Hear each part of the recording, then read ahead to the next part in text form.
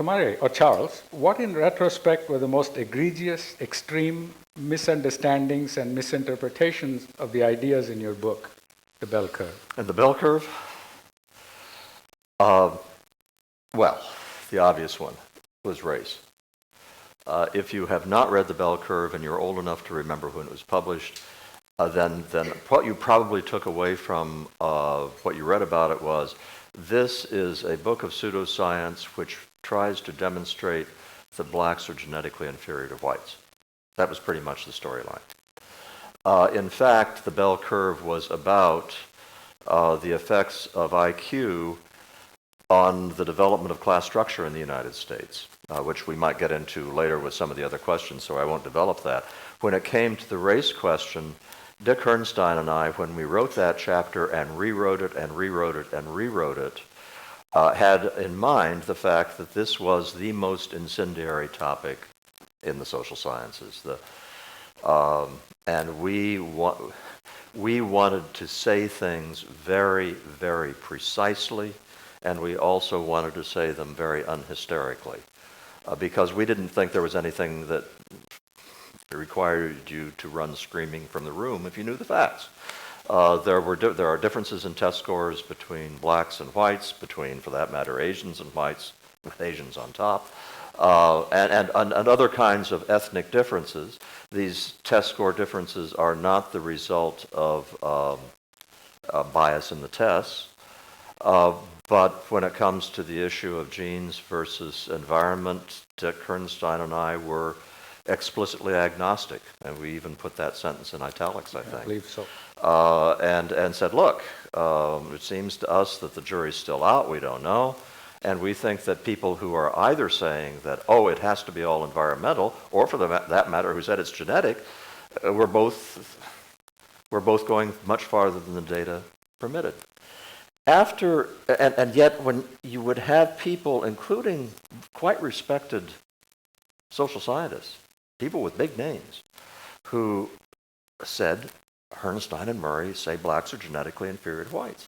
And I would go back and I'd reread that chapter after the book came out, and I'd say, how could we have said this differently? And the answer is, I don't think we could have. I think we were looking at a Rorschach test, where people were taking a very sensitive topic and projecting their own anxieties onto that text. It was something maybe for a psychiatrist to look at. Good. Just a couple of weeks ago, a trio of scientists, Christopher Eppig, Corey Fincher, and Randy Thornhill, have recently published a peer-reviewed paper in Science, actually in the UK, I believe, that suggests that the presence of and the fighting off of parasites to avoid infection in the childhood years diverts considerable energy that might otherwise go towards development of the brain, which requires nearly 85% of the energy during childhood. And they go on to show that there is a direct correlation between lower IQs, geographic areas across the board considered, where parasites abound, and lower IQs. Is this another case of an erroneous connection between correlation and causation? Or is there something to the idea of the plasticity of the brain, especially in the formative years? Well, first place, I'm not familiar with this specific research, but it's of the same ilk as research which says it's the lower IQ in low socioeconomic groups is a result of exposure to lead at a young age. It is the result of impoverishment in early years. And there are a variety of environmental explanations which have an element of truth insofar as there are ways in which you can depress IQ environmentally. If you lock a child in a closet for its first couple of years of life, you are going to severely damage the cognitive abilities of that child. If you have starvation, you might have some effect, although there's very interesting data from the Netherlands where people who were pregnant in the post-war, late war, post-war era into World War II, it apparently did not have long-lasting effects on IQ. But there are a variety of ways in which you say, Is it possible for the environment to really damage what would otherwise be the genetic level of IQ? Absolutely. But they have to be extreme circumstances. And by the same token, all of you out there who have had children and have gotten just the right mobile to hang above the child's crib that will stimulate its cerebral cortex and play the right music to it, I'm sorry, it didn't help. If your children are brilliant, they would have been brilliant even if you hadn't done that. It's really hard to jack up IQ through environmental Except for the means. Flynn effect, perhaps. Yeah, and when you're, we'll get to that maybe later. So when you're talking about large-scale differences in IQ among groups, these specific explanations probably have applicability in quite limited times and places, but the idea that they explain the whole thing is really hard to swallow. On to the next book. In Real Education, you begin by stating as follows: the education system is living a lie, and you identify 4 simple truths. What is this lie, and what are the 4 simple truths? This is going to be really embarrassing if I can't remember the 4 simple truths in the book. The lie. This is a book, Real Education, came out in 2008. In the history of publishing, I doubt if there has ever been a worse publication date. That book came out in the same couple of weeks that the United States nominated its first African-American candidate for president, in which Sarah Palin was nominated for the vice presidency, and in which the world economy melted down. The book did not get all the attention I wished it had. The lie that I refer to is that every child can be anything he or she wants to be if only that child gets the right opportunities. It sounds like I am stating in that I'm being hyperbolic. Come on, nobody really believes that. And the fact is, no parent who has more than one child is under the impression that you can make both children the same if only you apply the right environmental influences. But that is, in fact, the premise on which American public education is founded. I mean, and it will be said quite explicitly that if you don't have equal outcomes, if children don't advance, it's because of something in the education.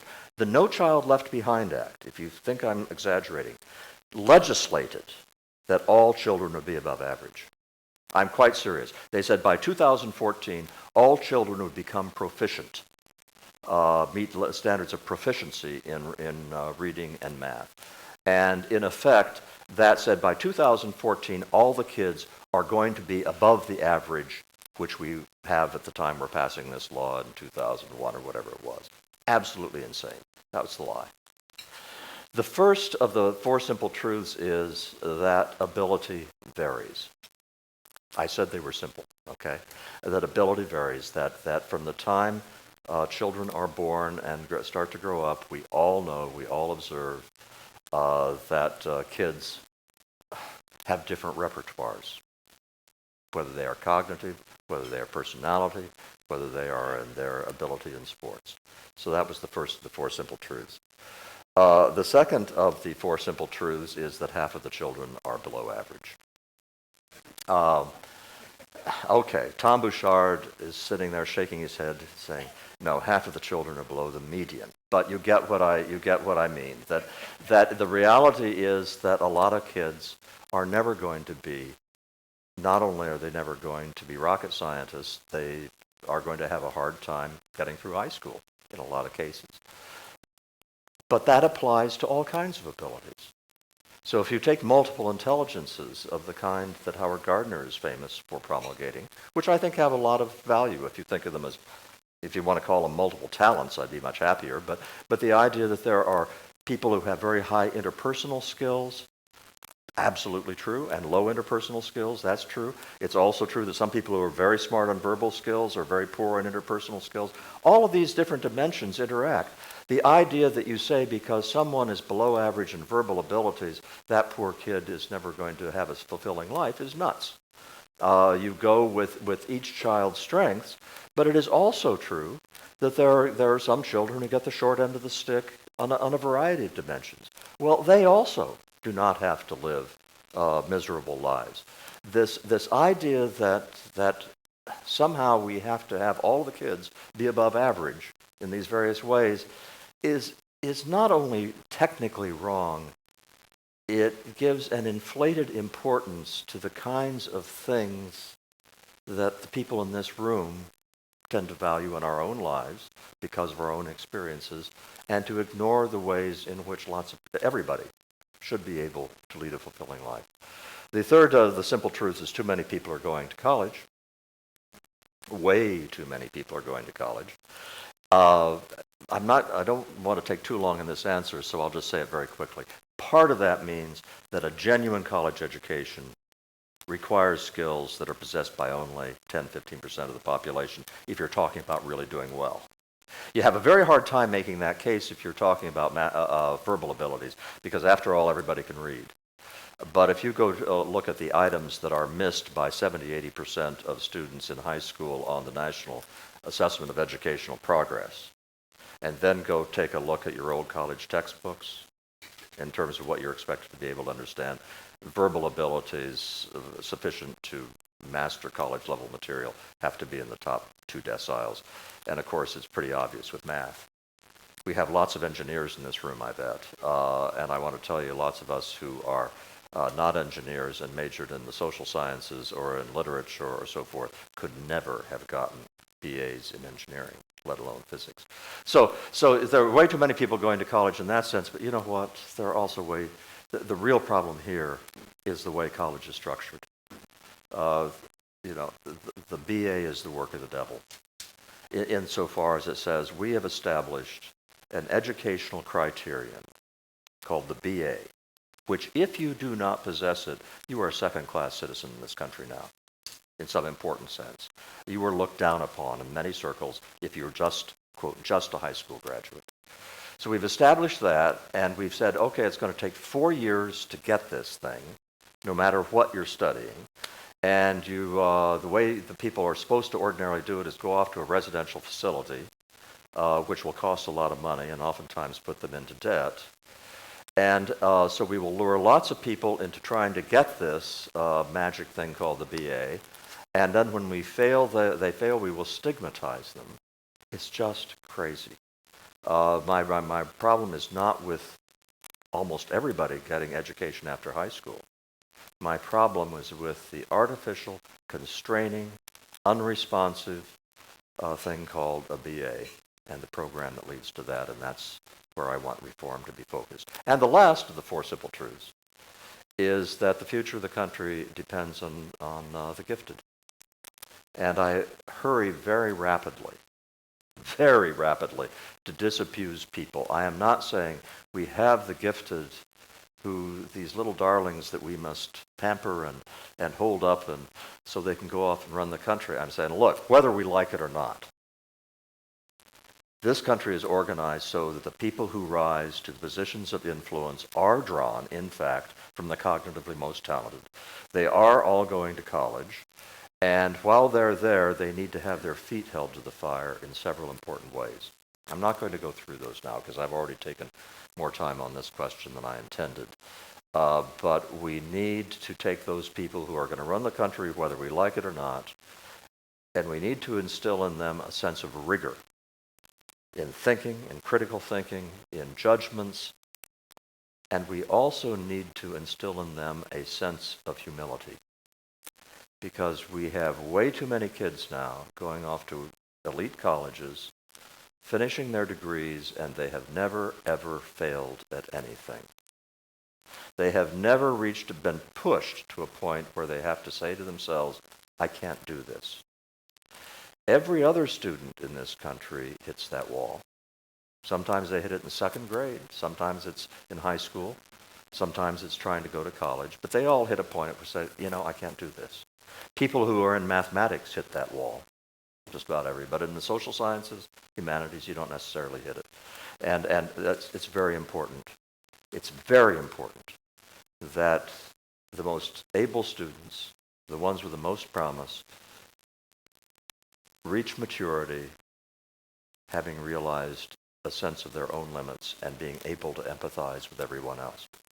Very short précis for the book, but I think I'll leave it at there. Okay.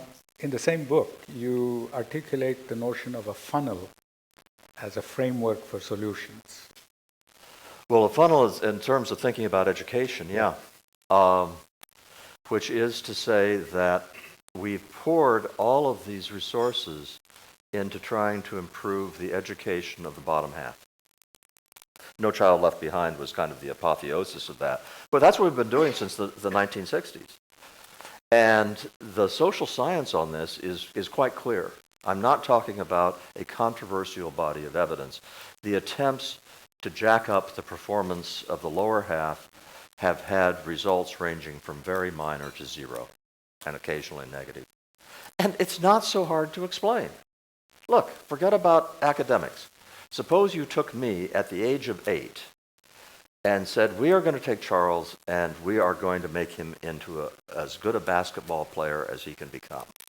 You could have pumped all the resources into that you wanted, and I would have still been a rotten basketball player because I didn't have the inherent kind of ability.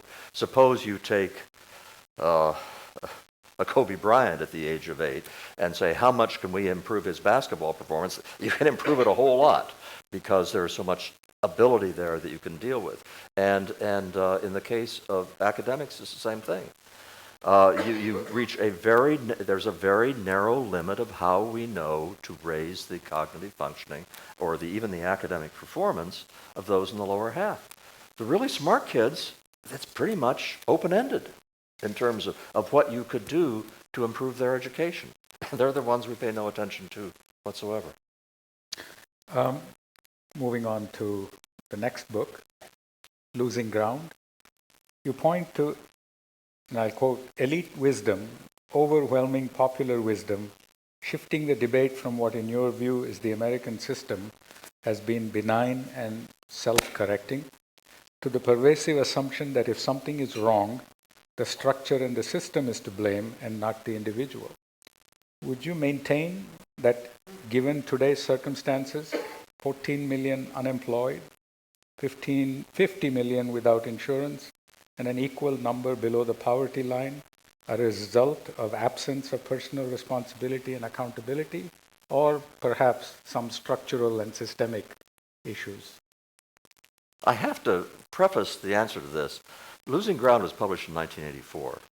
Do you have any idea how scary it is when somebody says, I'm going to ask you a question about a book you wrote almost 30 years? I'm saying, can I remember what I said in that book? In terms to do my job, I had to go through everything you had ever written. In terms of what we're looking at today, in terms of unemployment and the rest of it, of course, at this point, we are looking at the effects of a severely damaged economy. It's one of these cases you can go out there and try as hard as you want to get a job, and you aren't going to be able to find one in a lot of areas because of the economic situation. That goes without saying. But in trying to analyze what's been going on, you shouldn't focus on the last couple of years. I have a book coming out the end of January, which goes from 1960 to 2010. And I deliberately stop all the numbers involving employment and things like that in 2008. So I say, look, the important thing is not what's happened to the trend line in 2009, 2010. The important thing is what's going on before. Let me give you an example of something that is not the fault of the economy. Let's take the case of males on full-time disability. They've gotten the government to say they are physically unable to work. All right, and let's consider let's even limit it to white males ages 30 to 49. So I've now pared it down to a group of people who don't have any excuses, okay, either by age or ethnicity or anything else.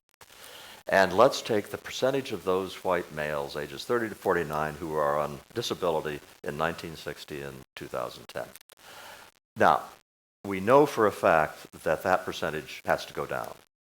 I mean, if you think about all the ways in which you were physically disabled in 1960, which can now be cured medically, That's one thing.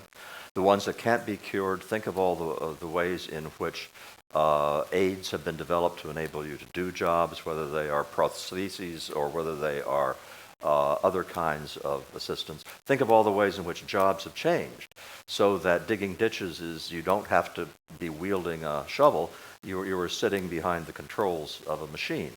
So, obviously, the percentage of white males ages 30 to 49 who were physically disabled went down from 1960 to 2010. Except that among those with a high school education or less, working in blue-collar or service jobs, the percentage of those who were physically disabled in 1960 was 2%. The percentage of them disabled in 2010 is 10%. The line just goes like that. What's going on there is not the result of a bad economy. What's going on there is a fundamental change in behavior which we must look to other causes for. And the kind of elite wisdom to which you referred, that people are not responsible for the consequences of their actions. No, at this point I can say, you know what we're looking at here? We are looking at a change in the industriousness of a certain category of the population, which is very worrisome, and to me reflects the results of a lot of the kinds of changes that occurred in the 1960s. Along the same lines, you postulate what I think were three beautifully articulated laws as it relates to social policy. The law of imperfect selection, the law of unintended rewards, and the law of net harm. Can you please elaborate? This is because what you just touched on what I one of meant. This is what I meant about remembering. That chapter of the book, I can remember that I wrote the chapter. I can remember when I wrote it. I wrote it on our honeymoon. Catherine is sitting here at the table, and we had a great honeymoon, but it's also true that I did write a great deal of that chapter during the honeymoon. Now, what the hell did I say in it? It was actually I used a smoking experiment. I said, suppose that we say that we are going to, we have a certain amount of money, a couple of $1 billion, and we are going to use that to induce people not to smoke. And we will provide rewards to people who stop smoking. And I went through the logic of there is no way to use that money to reduce smoking because of the three laws, but which without going into great detail, mean that you cannot increase the rewards for stopping smoking without increasing the incentives to start smoking or to continue smoking. And I go through an elaborate set of exercises where I try to tweak the incentive structure so that you can make it work right and you'll get fewer people smoking than you had before. And I attempt to prove you can't do it. That built into the logic of interventions that are intended to change behavior through incentives is a kind of moral hazard. Creates the opposite consequence. The laws indicate they create the opposite consequences. Yeah, so it's not the case that people were stupid in the way that they did incentives, whether they are incentives to get off welfare or incentives not to commit crimes or the rest of it. The fact is that incentives in that way backfire. There's the classic example of that actually came long after losing ground.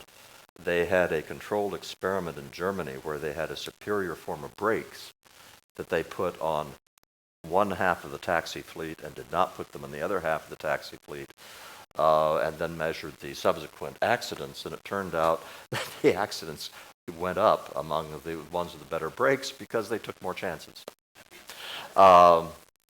There's an argument if we're trying to get people to drive more carefully to forbid the use of seatbelts by the same because of the same logic. Anyway, that was the essence of the laws of unintended consequences. They are not going to be fixed by getting cleverer social scientists to design the programs. Okay. On to another book. In Human Accomplishment, which I found to be very, very interesting, you have identified 4,002 individuals who would constitute the sum and substance of accomplishment between 850 BC, I believe. 800 BC to 1950. 800 BC to 1950.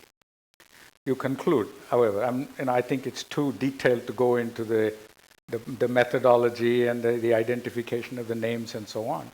But your conclusion, I thought, was very interesting, and I'd like to challenge you on an aspect of that.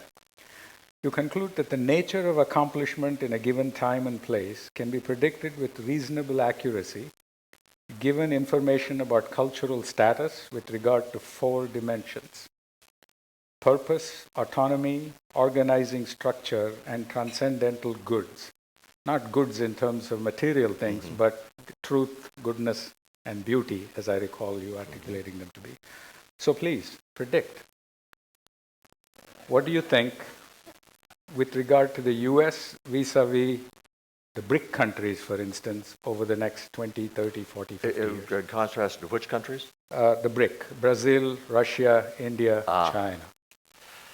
I don't think that the picture looks very good for any of them. I'm talking about human accomplishments in the arts and sciences right now. And purpose and autonomy. By the way, is it possible for somebody to give me a glass of water from down there? I would like some too. In fact, a drink might be good. And I don't drink. There's an unused glass of water. Thanks very much. How are we doing so far? Okay. I want to tell you, to try to, these questions that Sesh is asking are saying, boil down a 750-page book into a manageable answer the next 5 minutes. And I want to say, Sesh, I'm getting tired, you know. All right, real quickly, what do I mean by purpose, autonomy, organizing, structure, and transcendental goods?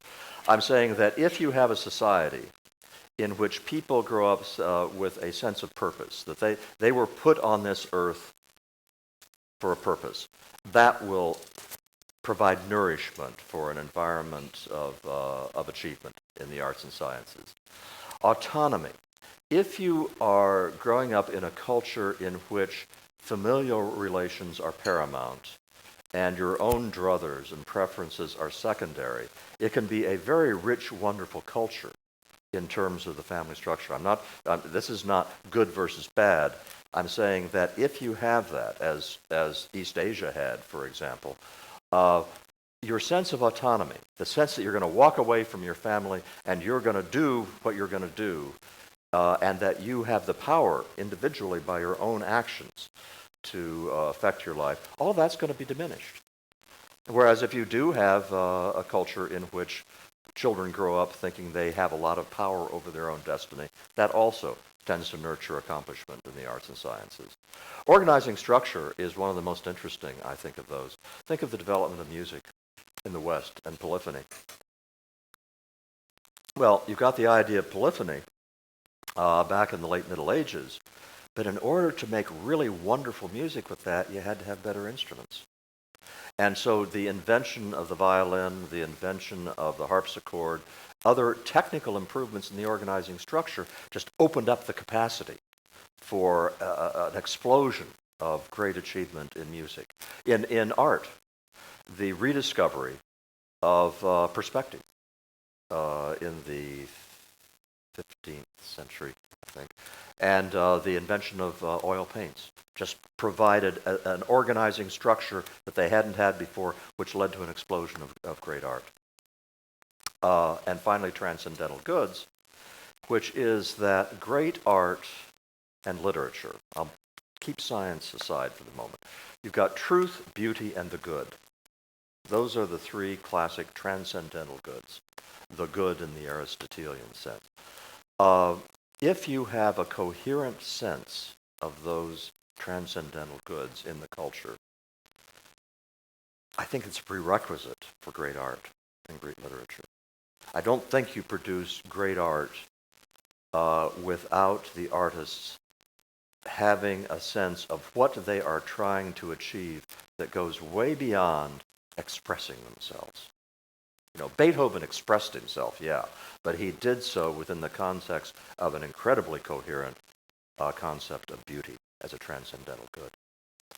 And so if you look at that, I don't know of any culture in the world, the United States or any other, which is looking real good on all four of those dimensions. United States and Western societies still look pretty strong in terms of autonomy. If anything, autonomy, the sense of we can be whatever we want to be, is at least as strong as it has ever been. Purpose, that's probably diminished here, along with religiosity, because to say I was put in this world for a purpose, Christianity was especially effective at fostering that sense of purpose. And to the degree Christianity is attenuated, that also is attenuated. And in terms of transcendental goods, it's as if modern art and literature try to deny that such things can exist. And that's been true now for almost a century. My challenge that I give to people, and I'll give it to you, with respect to the arts and literature, is think about right now. There are still works from the past that are part of our culture. I mean, for heaven's sakes, Jane Austen is definitely a part of our culture. Both you can buy her books in almost any airport bookstore, for heaven's sakes, let alone all the movies that have been made of her novels. Vivaldi is still a live force. We still listen to Vivaldi, let alone Beethoven, Mozart, Bach, and so forth. Okay, tell me what art, music, or literature produced since 1950 will still be part of the culture 200 years from now, in the same way that Jane Austen and Vivaldi are of ours. Yeah, I've heard that answer before. Come on. If I could go back and tell you about popular artists who were every bit as overwhelmingly popular in 1900 or 1910 or 1870 in their context as the Beatles were, and we don't even know who they are now. It's really hard to come up with nominations that will stand, that you can be fairly confident will not be time bound. Anyway, that's a challenge. I think that art and literature are in a kind of dormant phase and it's going to take a very basic kind of cultural revitalization to bring them back. I promise you this will be the last of the books that you've written that I'll refer to. I'm wondering how many more you have left at this point. But this is to me, as I read it, was the most interesting because it gets into the realm of political philosophy. You wrote what it means to be a libertarian. You describe yourself as a lowercase libertarian, as in the L, the lowercase. Can you please elaborate with respect to the differences between yourself and a libertarian with a capital L? With a capital L libertarian and lowercase. The capital L libertarians argue deep into the night about whether it's okay to have laws prohibiting child pornography, which is to say they have a very, very pure philosophy about complete absence of any kind of government except to prohibit the use of force and fraud. And so then you argue about child pornography because at what age do human beings have autonomy in terms of making these decisions? Lowercase libertarians don't argue about that kind of stuff. Lowercase libertarians, you know what? They basically believe the same things that Thomas Jefferson, James Madison, George Washington believed. They say, look, what we need is a society, a government, which does protect people from each other, and otherwise leaves people alone, not so they can go out as individuals and live in their own separate little castles, but so that you can have a society in which people can live their own lives as they see fit, and also come together voluntarily to solve the community's problems that are around them. And the argument that lowercase libertarians make is, you know what, there was one glaring, terrible exception to that. It's almost like a Greek tragedy, the tragic flaw, and that is that the United States countenanced slavery. You take away that, and I grant you that is a big exception, but if you look at the northern states during the 19th century and the western states as expansion grew, and you look at the way the society functioned, it was one of steady progress toward that kind of society. It was a vibrant society. It was one which did an incredible job of solving its problems, compared especially to any other society throughout history, solving problems at the local level. And as time went on, it got better and better. And so that by the end of the 19th century, the beginning of the 20th century, once again, I'm putting aside the South and the huge problems associated with slavery, but the deep inequities that still persisted at that time in the society were founded on force and fraud. So that when you had company towns who exploited their workers, they were using goons or paid-off police to maintain the company town. Whenever their competition existed, whenever the market was able to enter, the United States provided wonderful examples of the power of freedom to solve problems over the long term, community problems as well as problems of living in an individual life. So for people like me, lowercase libertarians, we had a wonderful thing going for us. And it continued going for us up through the mid-century, constantly making progress. Starting in around the 1960s, we continued to make progress on a couple of very important fronts. We made progress on the racial front. We made progress on equal opportunity for women. Those are not trivial achievements. They are achievements which I am utterly convinced would have happened in the absence of the Civil Rights Act of 1964 or other kinds of Title IX legislation or whatever you want. But we won't argue about that. I will simply say that what has happened since the 1960s has undermined that civic culture to such a degree that it is in some segments of the society at this point virtually dysfunctional. That actually is going to be a major theme of the book that's coming out in January. Okay. Staying on the subject of libertarianism, it seems to me that clarity and cleanliness as it relates to the notions of the public good and the tragedies of the commons are the two most problematic issues when it comes to libertarianism. Are they adequately accounted for, the notions of public good and the tragedies of the commons? I'm referring, of course, to Garrett Hardin as an example of people buying more cattle to... And when you said they're problematic for you in what sense, Sash? In that libertarianism does not adequately account for the commons, or the notion of the public good is hazy at best. In that individual person, it's along the lines of Ayn Rand, or to say the public good is accounted for by virtue of an approach toward libertarianism. Well, let's talk about what the public good is first. What a classic public good is. You do go to considerable lengths in the book to explain. So. Because the phrase has become so corrupted that it now essentially means whatever a majority of people think is good for the public. But in the classic sense, a public good had a couple of characteristics which set it apart from other kinds of things. One was that it is sort of indivisible. Take national defense as an example. You know, there's no way you can protect Cleveland without protecting Detroit. If you're going to provide national defense, everybody's going to participate in it, and it is appropriate for people to pay for that because it is something that people cannot provide for themselves.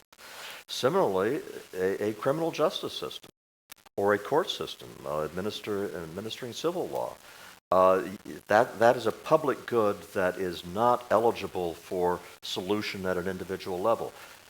Street lighting, is an example of a public good that's sort of getting at the boundaries. Then you get some people saying, well, actually, people could light Yeah, but if you do have street lighting, it does sort of light everything, and people can share it. Roads are an example where here's a capital L libertarian. A capital L libertarian will say, no, you could have toll roads. And everybody could pay according to how much they use, and they could be privately owned toll roads. Lowercase libertarians are willing to treat roads as a public good, which is that my use of that public good does not prevent you from using it. So it's not a zero-sum game whereby if I drive on the highway from Frederick to Washington, D.C., another guy can't drive on the highway. So public goods, and then again, this is in the classic tradition, the tradition I think James Madison and Thomas Jefferson and George Washington would be very happy with. A classic tradition says that there are certain things that it's okay for the government to do, and even absolutely essential for the government to do, such as a legal system and national defense. But as soon as you get to something where you are saying, I, the government, have decided that Sesha can give his money to another specific person because the other person needs it more than Sesh does, that is no longer a public good. That is a transfer. That is a transfer. And that does not fall within the rubric of classic public goods. And I wouldn't say that's a defect of libertarianism. I don't think that the argument for income transfers holds water in terms of a governmental policy. You have to distinguish two questions. One is, should we do things to help the disadvantaged? And the other one is, who can best provide assistance? And when it comes to things like income transfers, I would argue that the reduction in poverty in this country prior to the 1960s was absolutely phenomenal. We have calculated what the poverty line was, how many people would have been below the poverty line going back to the 1940 census. And at that time, it was more than half the population. But I think the more telling statistic here is that in the 1950 census, it was still 41% of the population. In the somnolent Eisenhower years, when supposedly nothing was happening, that poverty rate went from 41% down to about 20% in 1961 when JFK came to office. An absolutely stunning achievement. It was not done through income transfers. It was done by a dynamic, growing economy combined with America's traditional civic culture. And I would argue that the subsequent flattening out of our progress against poverty is sort of a practical illustration where a libertarian like me can say, you know what, if you want to help the poor, we were doing a lot better before the government decided to take over this function. Okay. This is, I think, more a personal question coming from my own understanding of things based on conferences and seminars over the last 15 years. Is it not the case that ultimately what can be broadly described as cultural or mimetic evolution as an ongoing process is what dictates the emergence of political, economic, social, and cultural norms for human societies? That it is a work in progress, that there's no such thing as a perfect description, a prescription as a starting point? Well, I guess that I affiliate myself with William F. Buckley, who once said that he wanted to stand athwart history yelling, stop. And I do think that if you're talking about human flourishing, I'm hesitating here because I recognize cultural differences. All right? So if you say, if I were to go to India and be given godlike power to install an absolutely perfect set of libertarian laws, do I think they would necessarily work in India? And the answer is no. But I will talk about the United States. And by extension, I think eventually broader and broader chunks of the world. I think human beings have very common needs. I think Abraham Maslow's needs hierarchy that some of you may be familiar with is a really good way of thinking about those. And it starts out with, at the most primitive level, you got to have Physiological, love, food and safety, shelter. You got to have and- food and shelter. Yeah, you know, man does live by bread alone when there is no bread. And then human beings need safety. But once you get beyond food and shelter and safety, then you move into needs such as need for self-respect and the need for self-actualization in Maslow's terms. I think those are pretty much universal. And the question then becomes, in wealthy societies, where you can deal with the food and shelter and the safety needs pretty easily, in a variety of different ways, the question then becomes, what is the way that you can deal with those that both fosters the self-respect that people need and the chance to feel that they are being all they can be? And I would say that the great defect of contemporary systems, and I'm thinking especially of the advanced welfare states of Europe, is that they have treated these needs as if they can be segmented. We'll give people food and shelter, and then we will let them go out and work out their own ways of achieving self-respect and self-actualization. And I say to myself, no, it doesn't work that way. That, yeah, if you're one of the lucky few who is, let's say, a great composer, it doesn't make any much difference how you get your food and shelter. You're creating great music, and you're getting gratification from that, and you're getting respect from it. Okay, most of us are not great composers. Most of us work at pretty humdrum jobs, and we never become rich or famous. And there, a great deal of self-respect comes from earning a living and supporting a family. It's authentic self-respect. It's not faked. It's real. But in order for it to be real, you have to earn a living and support the family. A great many of us get a lot of self-actualization from the jobs we do, not because they make us rich or famous, but because we are exercising our realized capabilities under a condition of challenge. And we find this gratifying. We find it satisfying. We take pride in what we do. But that also depends crucially on the ways in which we have responsibility for the consequences of our actions. And things that undercut responsibility for the consequences of our action inherently get in the way of those. So, Sesh, what I'm saying pretty much in shorthand, because I know it's a very complex argument. I'm saying these human needs are not separable. That maybe in times of great scarcity you have more constraints in how you can do it.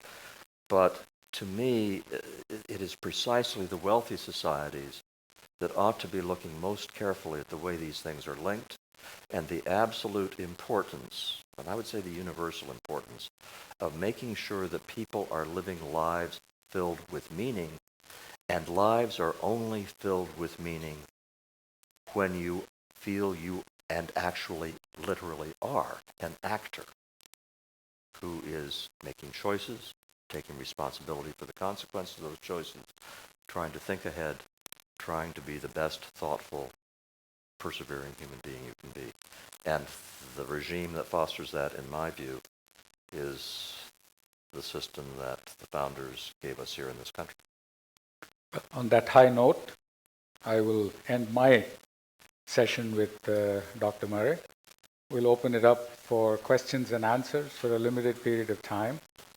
Dr. Murray, in this political climate where we have this election coming up, can you give us an idea of where you see it going and what you think would be best for the country in terms of what you're looking at for us to really move ahead? And like, who would you vote for at this point? Not that I'm going to vote for the same person, but I'd be very curious in terms of you're looking at that these days. That'd be very valuable to me. No, I'm writing in Mitch Daniels' name. What's happening right now is, I think, of potentially historic proportions. I read the Tea Party as being very interestingly and overwhelmingly a very wide-ranging group of people who are feeling an allegiance toward the kind of American system I just described, of one of limited government in which people are left alone to live their lives as see fit, and it's not the government's job to solve all our problems for us, but it is the government's job to get out of the way. It's a much clearer set of alternatives than we have tended to have in this country in presidential elections. The problem is that it would be really nice if the Republicans could come up with a standard bearer appropriate to their side of the debate. And when I said Mitch Daniels, I think he was precisely that kind of guy. I think he is a very principled, limited government advocate, but he's also an effective executive. I do not think Mitt Romney is that person in terms of his principles. I don't think, I'm going to alienate just about everybody in the room, I suppose, with this answer, because I'm going to dump on all of them. I don't think Rick Perry has demonstrated that he has sufficient grasp of what's going on here, that I'm happy with that. It's going to be, it's historic, potentially historic election. Whether it will actually end up being that way is another question. I guess I'll end it there. Anybody on this side? Dr. Murray, since we're here with the Foundation for the Future, I was wondering if you could talk a little bit about your thoughts on the future of the United States, or whether it has one.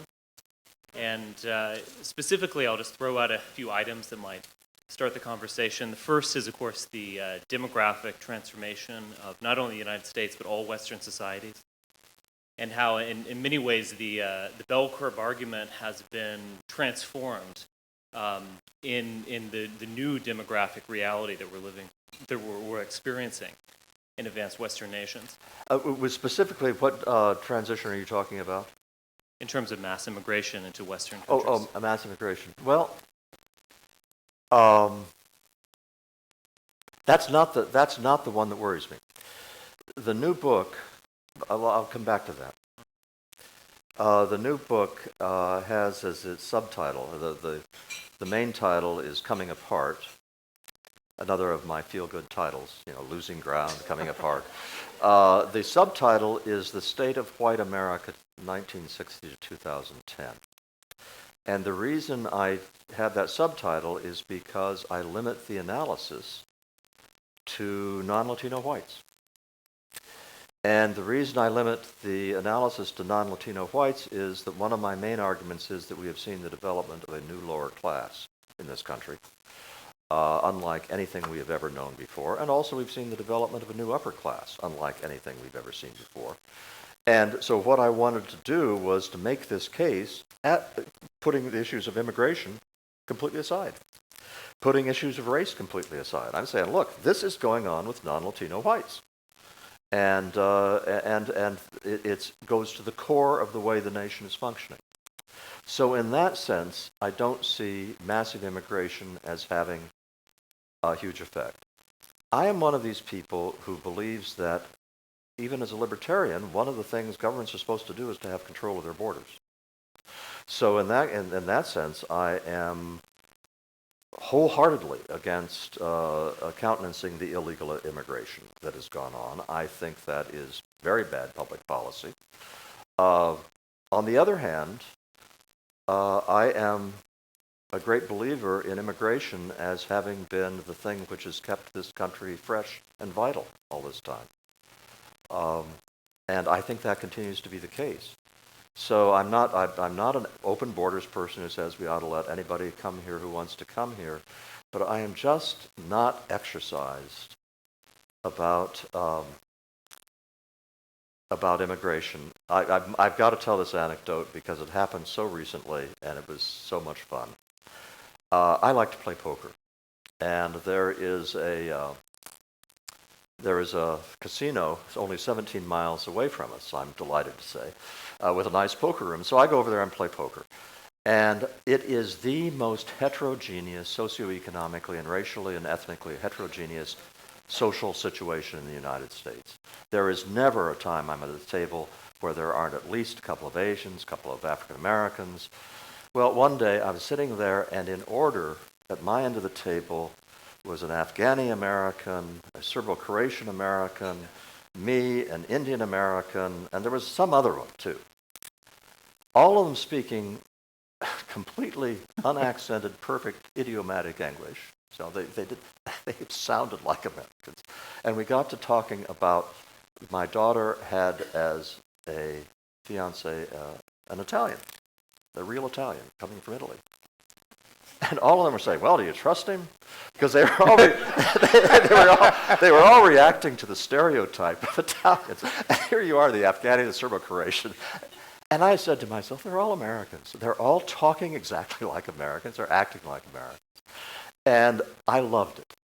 And so I want to get rid of illegal immigration. As far as legal immigration is concerned, I think, thank God for it. Do you think the country can survive the stratification that you were talking about? If we put immigration aside, the stratification of a creation of a massive underclass and a upper order that in many ways is hostile towards the values that you've put forth? Yeah, that's a completely different question. And the answer here is that the founders, when they talked about the Constitution, unanimously and explicitly and repeatedly said, this will not work without certain virtues in the people. And the four of those virtues, well, a couple of them are institutions, but won't quibble right now, are marriage, industriousness, honesty, and religiosity. Religiosity, by the way, was emphasized by all the founders, including Jefferson, including those who were most clearly deists, and all of the, most of the founders were not very devout in traditional terms. But they all said the religiosity was absolutely essential to a self-governing nation, because self-government, first of all, means governing oneself.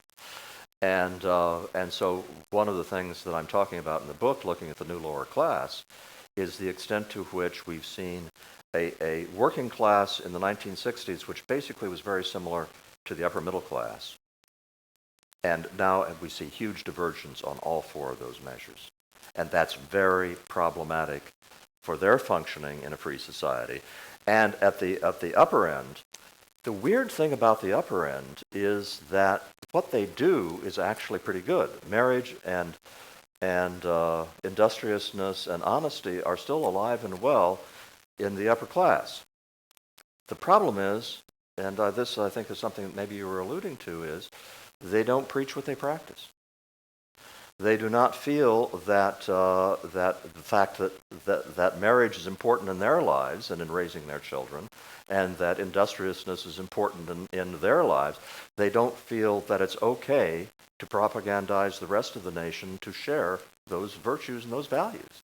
Because who are we to say? It is if you are a fan of Arnold Toynbee, who is pretty much out of fashion now, but actually is a very interesting historian. He said, if you want to see a civilization on the downslide, take a look at one in which what he called the creative minority has simply become a dominant minority and has lost confidence in their own values. And I think in many regards his analysis fits what we are looking at in the United States. I am not necessarily predicting disaster in this regard. I think there's a pessimistic scenario and there's an optimistic scenario I won't go into, but that's a real issue right now. Surinder? Thank you, Serge. Good evening, Dr. Murray. Fascinating discussion. I spent most of dinner trying to figure out if I could ask a question quite as lofty as all the ones Serge asked you. But I have a couple of I'd like simple questions. I have a couple of simple questions. And I want to shift the focus to Europe a little bit. You talked about the U.S. educational system that makes going to college very freely available. I'm not talking about monetary terms. But Europe, as I understand it, has long had a system that does have a process of selection. And that 10 to 15% of high school graduates go to college, and that infrastructure is supplemented by a network of vocational institutes that also provide respectable and self-sufficient careers for people. So that's one question. How do you evaluate that? Would that ever be considered here at all? The second question I have is you talked about the migration of at least one political element in the U.S. towards the European, if you will, the structure of social welfare, etc. Yet the evidence right now is that in Europe, economic circumstances are causing enormous dislocations in those welfare states, and they are migrating very quickly away from those situations into being able to pay for what you can really afford, in terms of what's going on in Greece and the southern hemisphere of Europe and the UK, etc. So if you could just address those two, I'd appreciate it. So this is your concept of two simple questions. Okay. He's going to harass me tomorrow saying, what kind of questions are you asking? So. Well, in fact, we have about half of all high school graduates try to go to a four-year college. When I said 15-20%, I'm saying that's the percentage who actually can do well intellectually in a traditional college setting. But I also was saying almost everybody needs post-high school education. So the answer is that the vocational kinds of technical training are great and wonderful, and I wish they would expand. What I want to get rid of is the invidious distinction between getting a technical degree and getting this magic thing called a BA. Because all of you in the room who are employers know that when somebody sits down in front of you and says, I got a BA, you don't know a thing, except that maybe it's a certain crude screen for a degree of IQ and a degree of perseverance. But until you know what school the person went to and what major they had, you don't know anything about more than that, and even then you don't necessarily know more than that. So I want to get rid of that distinction, and I want to have I want to substitute, for the BA, I want to substitute the concept of certification. So that if you have a young person who really wants to go into college, into business, and they have certain specific marketing courses they want to take, and they have certain kinds of accounting courses they want to take, and business organization courses. And if they want to take 4 years to do that, that's up to them. If they want to do those in 2 years, that's up to them. But there will be a really good certification test. By good, I mean defined by the users of the test as indicative of whether they mastered that material. And they take that. And I want something they can take to an employer which proves what they know as opposed to where they learned it and how long it took them. I won't go into an argument about how I think that could happen. I think it could happen. But it would lead toward a situation which would be fundamentally different from the one we have now. Instead of the BA having this artificial value, we would look upon all young people's education as having the goal of arriving at adulthood, having learned to do something that they like to do, and having learned how to do it very well. And we would do another thing as well. I would like to have an understanding that whether you are a physicist, or you are an English literature professor, or whether you are a plumber, all of our careers go through the same phases. We all start out as apprentices. We all become journeymen if we get competent at our craft, and the very best ones become master craftsmen. And I am tired of kids graduating from college very pleased with having gotten a BA from Swarthmore or Harvard or Stanford or whatever, and not seeing that they basically are engaged in the same kind of process as someone who became the plumber. And that the way they will measure their success in life is measured by the same kinds of career pattern I just described. I want to have more of a sense of kinship across classes in this country to recognize the real things that unite us. With regard to Europe, well, my optimistic scenario for the United States is predicated on the fact that over the next 10 or 15 years, we will be watching what happens in Europe, and it will not be pretty. That Europe will find itself, and I'm not talking about Greece now, I'm talking about Germany, Netherlands, Scandinavia, the whole bunch. They will find themselves unable to sustain the welfare state as they have created it. They will be unable to sustain it partly because of the ineluctable dynamics whereby the welfare state creates more and more people to depend on it. That's just the way the system works. And fewer people who contribute to it.